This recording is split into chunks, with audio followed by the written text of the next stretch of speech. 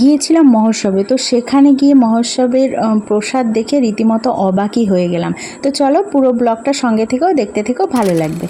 তো হ্যালো সবাইকে, আমার নতুন একটা ব্লগে সবাইকে অনেক অনেক ওয়েলকাম। তো ব্লগটা শুরু করছি এখান থেকে। তো চলে এসেছি অলরেডি মহোৎসবের একটা অনুষ্ঠান, কারণ এটা হচ্ছে হরিচাঁদ গুরুচাঁদের মহোৎসবের অনুষ্ঠান। এই বাড়িতে প্রত্যেক বছরই অনুষ্ঠান হয় এই দিনে। তো আজকেই সেই অনুষ্ঠান ছিল, এখানে সবার নিমন্ত্রণ ছিল। এটা ছিল আমাদের পাশের পাড়াতেই, তো সেখানেই চলে এসেছিলাম।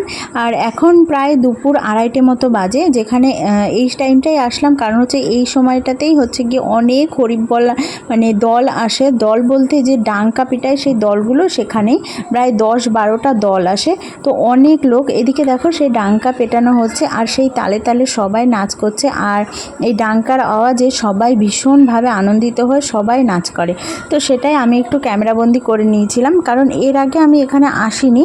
কারণ এর আগে নিমন্ত্রণ করেছিল কিন্তু সেভাবে আসা হয়নি, সময় সুযোগ হয়নি। কিন্তু এবার ভাবলাম যে যাই, নিমন্ত্রণ করেছে রক্ষা করে আসি। আর এই হোব্বল মানে দল দেখতে একসাথে এতগুলো ভীষণ ভালো লাগে, মনটা ভীষণভাবেই মানে ফ্রেশ হয়ে যায় আর ভীষণভাবেই ভালো লাগে। তো তোমরা জানো কে কে যে মহোৎসব হয় এরকম হরিচাঁদ গুরুচাঁদের, যেটা হচ্ছে আমাদের নমশূদ্রদের একটা অনুষ্ঠান, মানে আমাদের ভগবান হরিচাঁদ গুরুচাঁদের যে অনুষ্ঠান সেটাই। তো এটাই হচ্ছে সেই অনুষ্ঠান। তো সেখানে এসে আমি রীতিমতো এই যে হোব্বল দেখছিলাম।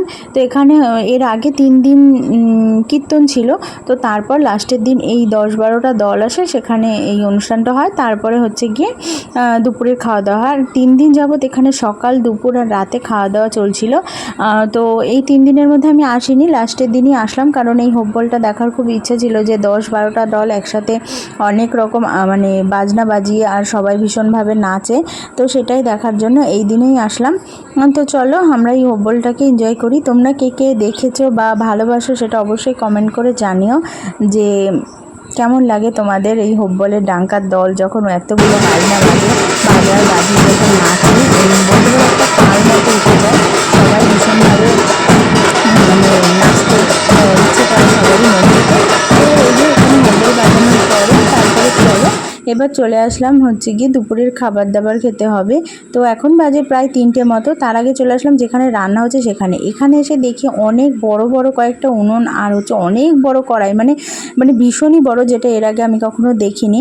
তো তাই জন্য ওটাও একটু ক্যামেরাবন্দি করে নিলাম তোমাদের সাথে শেয়ার করব বলে। তারপরে চলে আসলাম এখানে দুপুরের খাবার মানে প্রসাদ খাওয়ার জন্য।